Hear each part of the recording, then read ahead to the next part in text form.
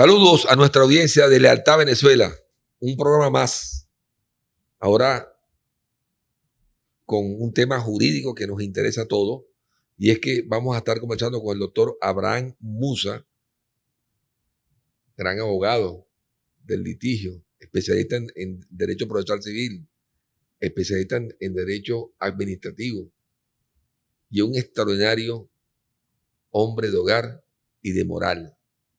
Y hablando de moral y de ética también, nosotros somos propulsores de este concepto que hemos querido rescatar, que es el derecho crítico.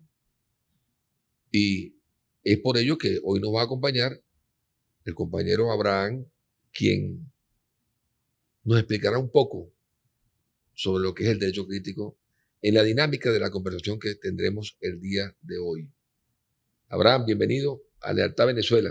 Gracias por estar aquí con nosotros. Gracias, Iván, gracias. Es un placer estar acá contigo. Sé tu inquietud, sé tu preocupación por la teoría crítica del derecho, por la Escuela de Frankfurt, por todo ese movimiento que puso al derecho en una nueva realidad y lo conceptualizó de una manera distinta a los clásicos. Yo sé que esa es una preocupación tuya, es un tema interesante. Bueno, y aceptamos el reto de estar acá contigo. Bueno, bienvenido, Abraham, de verdad.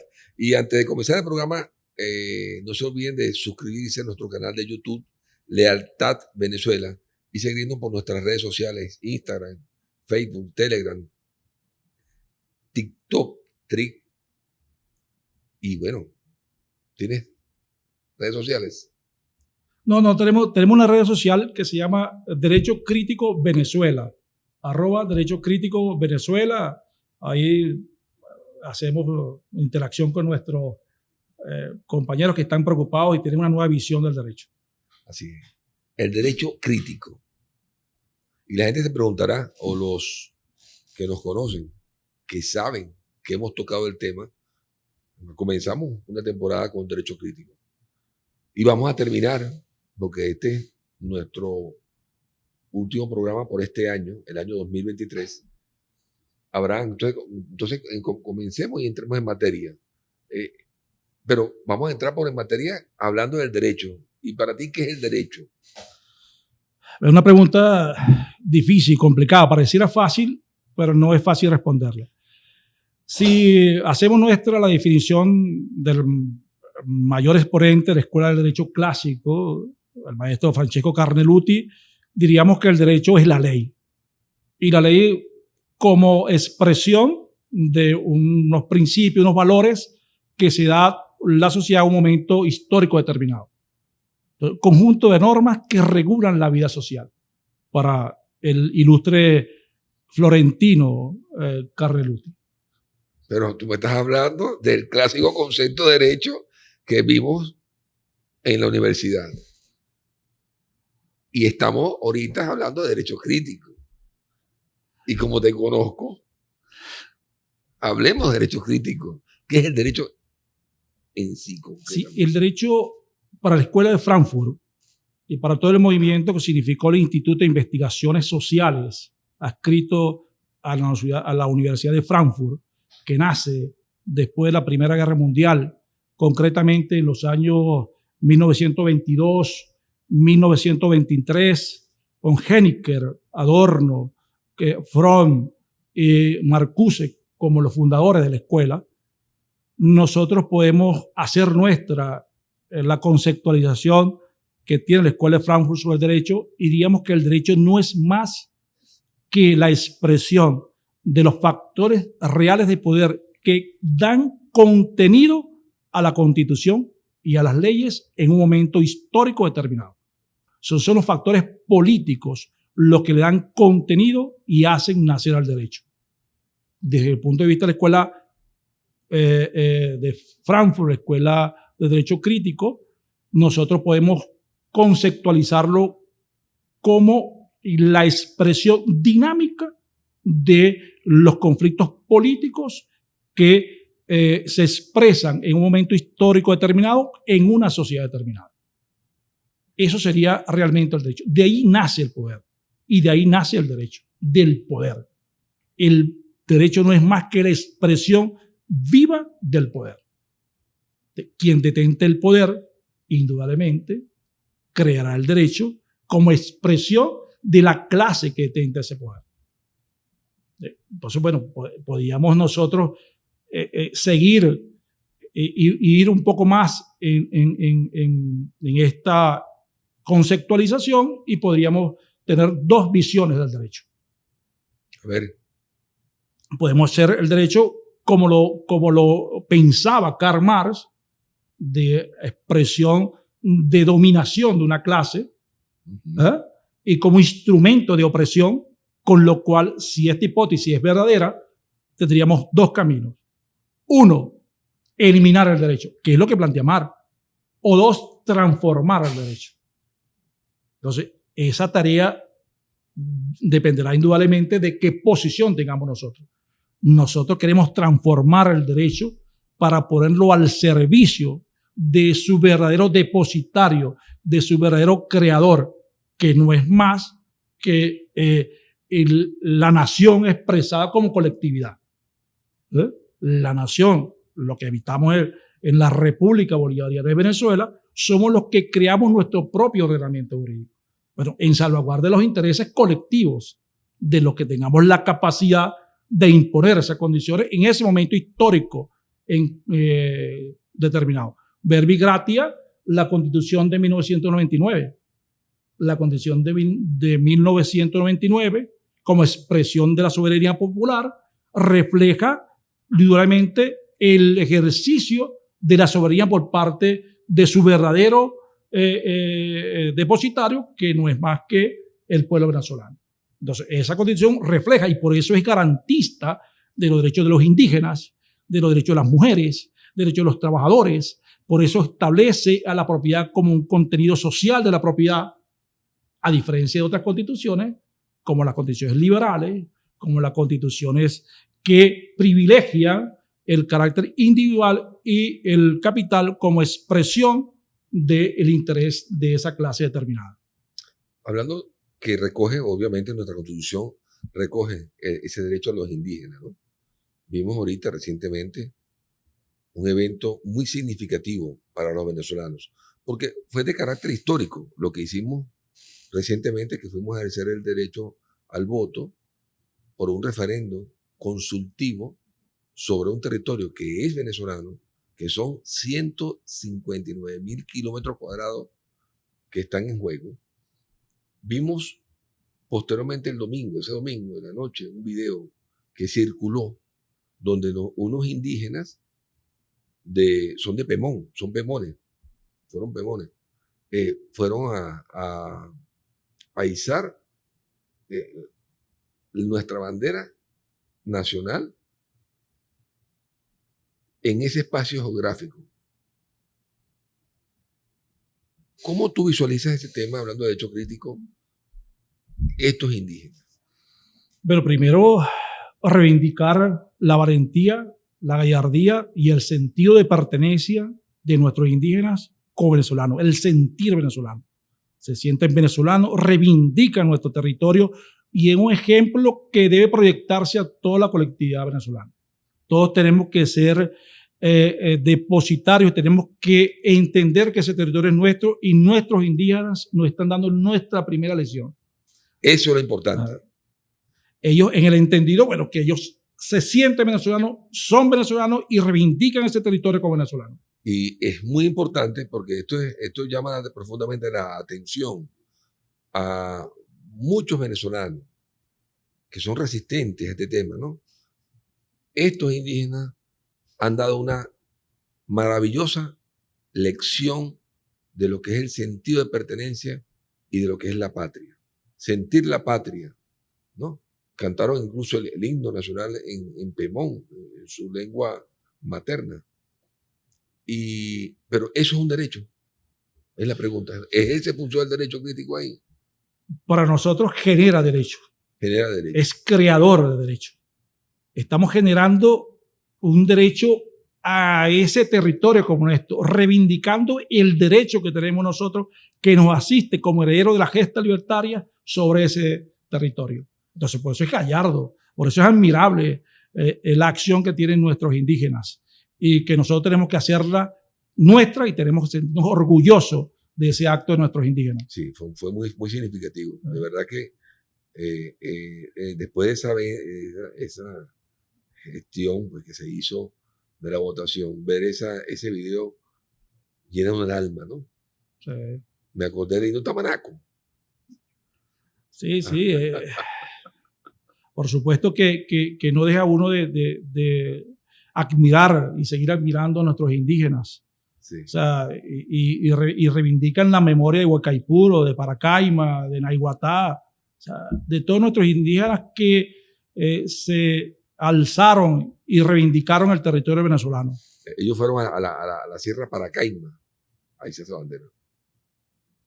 No es poca cosa, ¿no? No es poca cosa. No es poca cosa y debe ser un mensaje a la comunidad internacional, entre comillas, de que Venezuela está dispuesta a defender su territorio desde el punto de vista jurídico, en el marco del Acuerdo de Ginebra y con cualquier otra vía que nos imponga las condiciones en un momento determinado.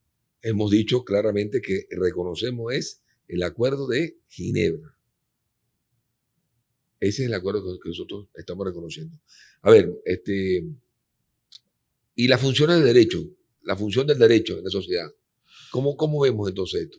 Sí, podemos tener dos visiones del derecho.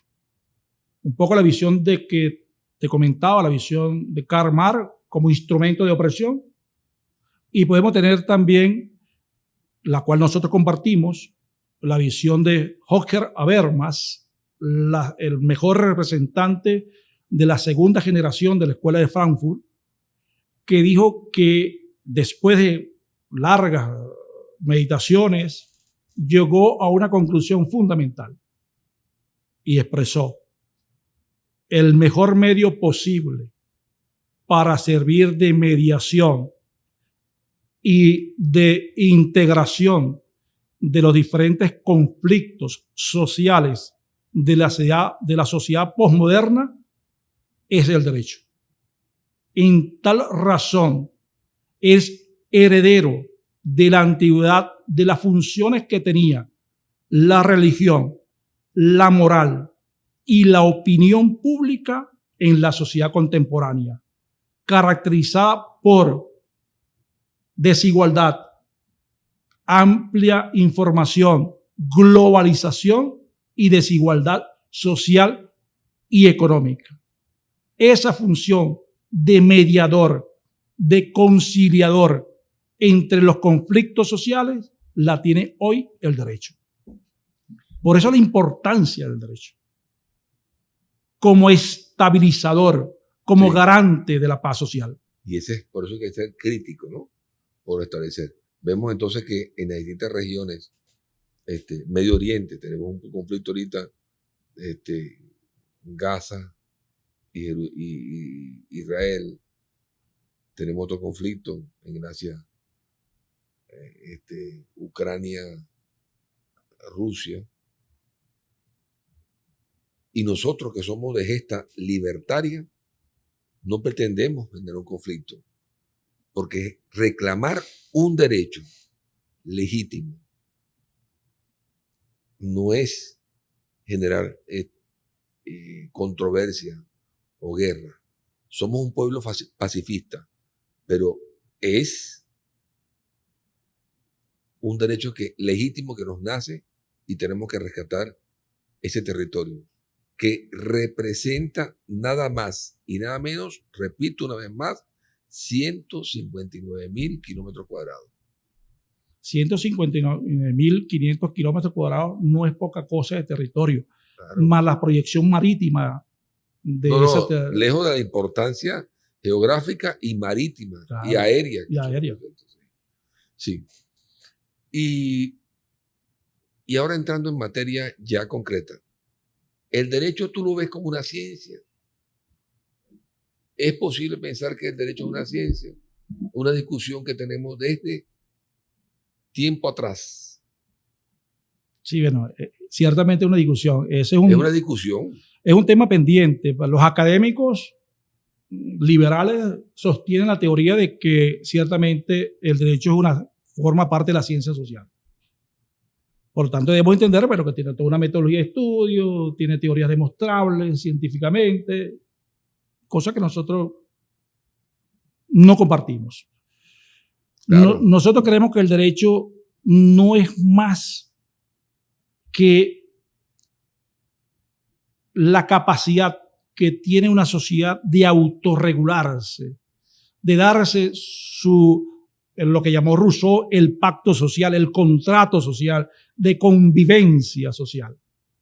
Indudablemente esa estructura será moldeable dependiendo de los factores reales de poder que definen esa realidad concreta. En palabras de Ferdinand Lafayette, en su libro ¿Qué es una constitución? Los factores reales de poder le dan contenido a la norma constitucional y por ende le dan contenido al ordenamiento jurídico.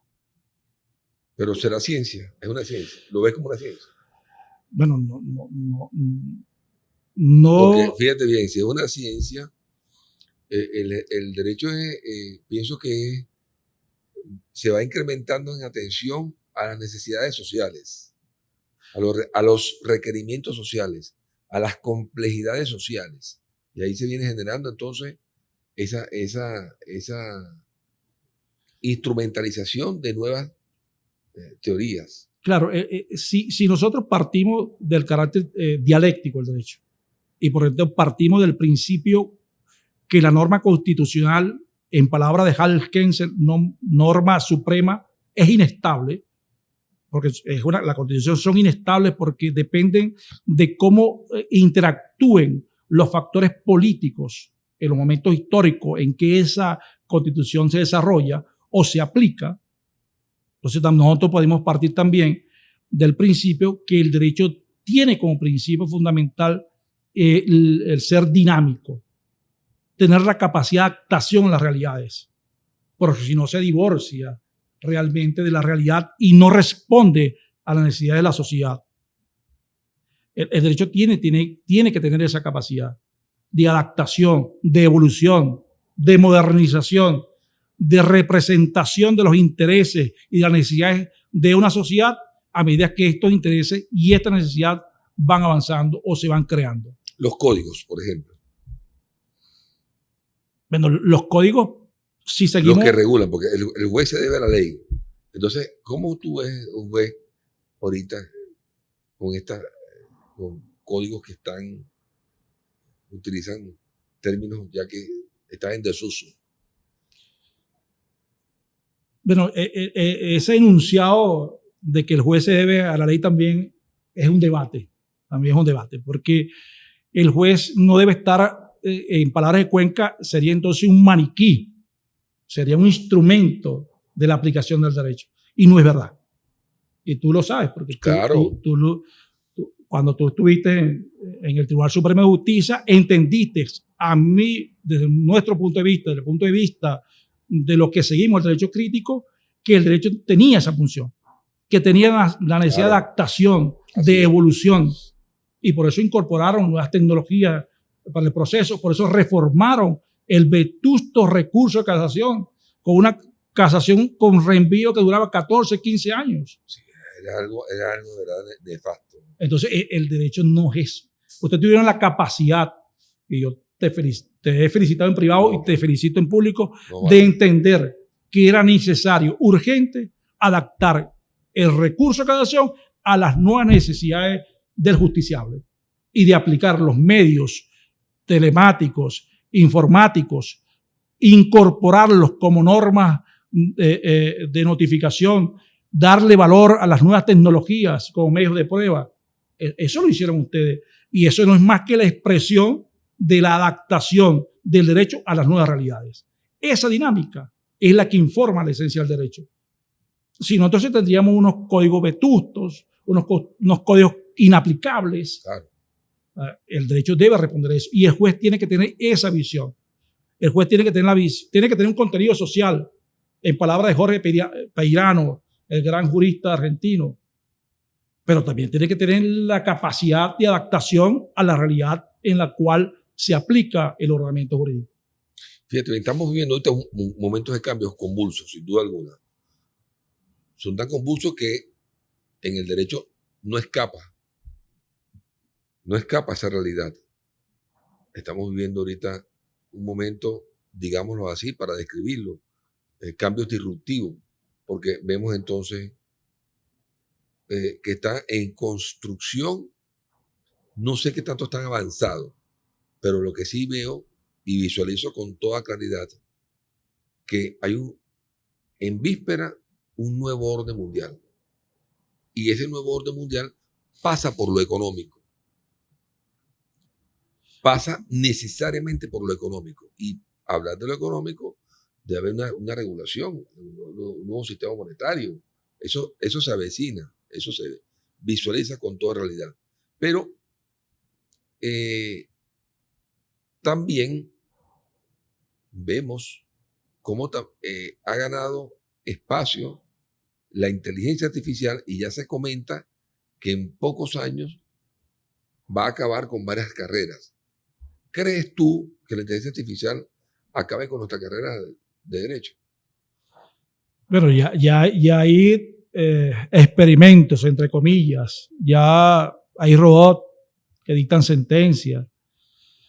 Pero no creo. Si partimos del principio de que el derecho es la manifestación de la autorregulación de las fuerzas políticas de una sociedad en un momento histórico determinado, la conciliación de esos conflictos sociales, tenemos que tener indudablemente la sensibilidad para percibir, identificar y darle tratamiento a estos conflictos sociales. Estamos hablando del ser humano, claro, de la condición humana. O sea, y el ser humano es un ser complejo, en palabras de los sociólogos. Complejo. O sea, las sociedades son complejas, las sociedades son expresión de múltiples valores, múltiples creencias religiosas, étnicas, y el derecho tiene que responder a todas esas necesidades. Por eso que veo que más que vamos a desaparecer los abogados, los jueces, los juristas, yo creo que debemos utilizar la inteligencia artificial como una herramienta de compilación de jurisprudencia, como una herramienta de estudio de derecho comparado, de acceso a la información, pero no en la aplicabilidad, en la operatividad del derecho. Claro, porque entonces sería sustituir las necesidades básicas del hombre. Porque si el derecho es para sociabilizar, para resolver problemas, conflictos sociales, ¿cómo el robot va a resolver un conflicto social que están haciendo en este momento? Sí, no olvidemos, Iván, que es importante subrayar que la inteligencia artificial, lo más importante de la inteligencia artificial es quién suministra los datos. No, la base de datos. La base de datos. Sí. O sea, base de datos. Entonces, quien manipula la base de datos, quien claro, alimenta la inteligencia artificial, indudablemente será el que tenga el control de la inteligencia artificial. Sí. Pero bueno, es un tema que también entra en discusión. Sí. Yo lo que pienso es que si no hacemos un pequeño esfuerzo por adaptar las necesidades de la ciudadanía, por ejemplo, en el campo de la justicia, y cuando digo el campo yo me refiero específicamente a los tribunales, no adaptamos para darle respuesta adecuada a la ciudadanía en tiempo oportuno, por supuesto, además que se infringe un principio elemental que es constitucional. Venezuela es un estado social de derecho y de justicia. Cuando falta ese elemento de la justicia, creo que entonces ahí empiezan entonces a buscarse otras alternativas que suplanten esta búsqueda de la justicia. Es complejo el tema. Sí, es complejo. Indudablemente, bueno, el principio constitucional consagrado en el artículo 26 del texto constitucional que establece la tutela judicial efectiva, la vaciaríamos de contenido si la justicia nos expedita. una justicia tardía no es justicia. Claro. Entonces, indudablemente, los operadores de justicia, los jueces, los abogados también, porque según nuestro texto constitucional pertenecemos al sistema de administración de justicia, tenemos que estar puestos al servicio del ciudadano, como establece igualmente nuestra Constitución, que la administración pública está puesta al servicio del ciudadano. Entonces, y la administración de justicia, por ende, No es la excepción. debe responder a ese principio. Claro. Pero entonces vemos con preocupación ese tema, ¿no? Que hay que prestarle más atención y que yo estoy convencido, siempre estuve convencido, ¿no? Hoy creo que el tiempo nos da la razón, que hay que adaptarse a esas nuevas realidades y que la tecnología, cuando la utilizamos en pro y en beneficio de un fin que es perseguir la celeridad procesal, instrumental, da resultados extraordinarios, inimaginables, por qué no decirlo. Si vemos entonces cómo el móvil celular es un vehículo, pero que te da te facilita de una manera el día a día, ¿por qué no hacerlo en el campo de la justicia? Yo pienso que no hay que tenerle miedo a los cambios. No, indudablemente que no. Tenemos que aprender a vivir con los cambios, aprender a vivir con la incertidumbre, pero siempre orientado en el pro. Yo no creo que la inteligencia vaya a cambiar, vaya a sustituir esta carrera, porque el ser humano es muy complejo y tendría que tener una multiplicidad, millones de respuestas vaciadas para ver cómo viene la solución a un problema determinado. Es complejo. No, es súper complejo. Súper complejo porque las sociedades evolucionan. Precisamente por eso, por la evolución. Y siempre tendremos un cambio. Obviamente, este cambio que estamos viviendo, disruptivo, complejo, pero cambio al fin genera respuestas adecuadas a estos cambios que están pidiendo. Y estos códigos no las tienen, sin duda alguna. No, por eso es importante la función del abogado y la función del juez. Porque la función del juez es interpretar esa norma a la luz de las nuevas realidades. De esas nuevas realidades. Y cuando no se adecua. Cuando se da cuenta, entonces tenemos una norma estática, que es una respuesta, una norma vacía, una norma que no responde a las necesidades de los justiciables. Correcto. Bueno, ahora. Y eso lo viste tú en el Tribunal Supremo de Justicia. Ustedes se dieron cuenta. No, como jueces también. Y como jueces. El juez tiene que verlo como un ser humano. Y un juez, por ejemplo, de control, ¿cuántas audiencias tiene al día? Es un ser humano. Claro. Es un hombre que tiene que estar razonablemente centrado en la obligación y en el deber de hacer justicia. Y entonces es un ser humano. Y tiene que dar una multiplicidad de respuestas en tiempo oportuno. Ese es el reto. Un hombre que tiene una audiencia, que tiene 5 audiencias, y cada audiencia te tarda más o menos 50, 60 minutos. Es un desgaste emocional. Claro. Eso un robot no lo puede hacer. No, y no puede percibir, porque es muy fina. Cuando tú haces la calificación, en el caso del derecho penal, cuando tú tratas de subsumir la conducta del sujeto activo en la comisión del delito dentro de la norma, hay una multiplicidad de factores que le imponen al juez para valorar esa conducta, establecer agravantes, atenuantes y establecer la pena. Entonces, eso no lo puede hacer un robot.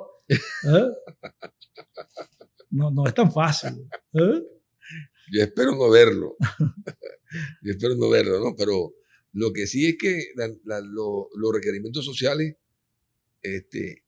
necesitan la adaptabilidad del medio jurídico a estas nuevas realidades. Sí, pero es importante lo que tú dices. Bueno, tenemos que entenderlo como instrumentos como instrumentos para desarrollar una buena administración de justicia. En pro de justicia. En pro de la justicia, en búsqueda del sueño milenario del hombre, la justicia. Así es. Abraham Musa. Bueno, Abraham, estamos llegando al final de nuestro programa del día de hoy, jueves de podcast. Todos los jueves hemos compartido, todos los jueves, programas de distintos tipos, ¿no? Programas culturales, académicos, jurídicos, y de ahí hemos sacado importantes conceptos y más que conceptos, un aprendizaje sin precedente alguno. De verdad que ha sido una experiencia importante. Ya diciembre. Se nos acerca un año promisor. Complejo, por supuesto, pero promisor. A ver, ¿tú qué avisoras para el próximo año 2024? Bueno, yo avisoro para el año 2024 un año de crecimiento económico. Si Dios quiere. Creo que todos esperamos eso. Creo que los venezolanos hemos entendido el compromiso con el país, de construir país, de hacer país, y ese país nos impone el esfuerzo de todos, el compromiso de todos y la querencia de todos con nuestro país. Creo que el país va avanzando con la conjunción de todas las fuerzas, con la conjunción de los movimientos sociales, con los movimientos empresariales, con los trabajadores, todos hacia la construcción de una gran Venezuela, que es el sueño de nuestro libertador y es nuestro sueño también. Así es. Bueno, entonces, en nombre de Dios, esperemos que eso sea así. Nosotros estamos también ligando a esa buena voluntad y esperamos entonces para todos los venezolanos, de verdad, que sea de un bienestar el adecuado, el que nos merecemos todos los venezolanos. Pero para ello también tenemos que trabajar, y ese trabajo es la lucha por el buen vivir, ¿no? Porque eso es como trabajar con fuerza pero sin amor, ¿no? Salimos a trabajar por una Venezuela mejor pero sin amor. ¿Qué conseguimos sin amor? El amor es la fuerza más maravillosa del mundo. Es la que te mueve todo Claro. el cimiento, ¿no? El amor es el que le da vida, contenido a la razón de ser. Por eso el amor tiene cara de mujer. Bueno, saludo a todos los que se han conectado y de verdad, ya este es nuestro último programa de podcast por este año 2023.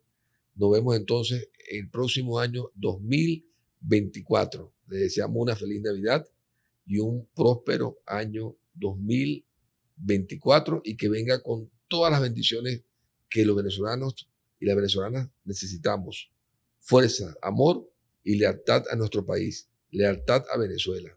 Se despide de ustedes gratamente y gracias por habernos acompañado durante todo este recorrido de podcast y vendremos con nuevas expresiones.